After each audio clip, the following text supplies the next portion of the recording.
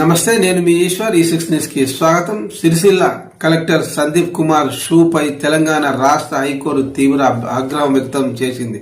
Collector కు dressing sense లేదని, ఆయనను చూస్తేనే భయంగా ఉందని వ్యాఖ్యానించింది. అలాంటి వ్యక్తి ప్రజలకు సేవ ఎలా చేస్తారని ప్రశ్నించింది. సిరిసిల్ల కలెక్టర్ పై తగిన చర్యలు తీసుకోవాలని రాష్ట్ర ముఖ్య కార్యదర్శికి హైకోర్టు ఆదేశాలు జారీ చేసింది.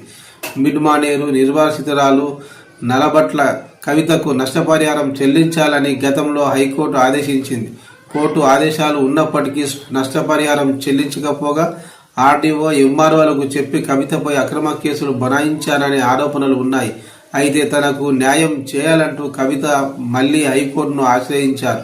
ఈ పిటిషన్పై గతంలో న్యాయస్థానానికి హాజరు అయినప్పుడు సందీప్ కుమార్ షూ డ్రెస్సింగ్ పై కోర్టు అభ్యంతరం వ్యక్తం చేసింది. కోర్టు ప్రొసీడింగ్ తెలియదా, కోర్టుకు వచ్చే పద్ధతి ఇదేనా అంటూ ప్రశ్నలు సంధించారు.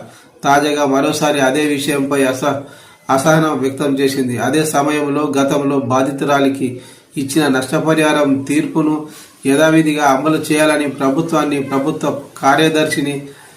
ప్రభుత్వ ప్రధాన కార్యదర్శిని హైకోర్టు ఆదేశించింది.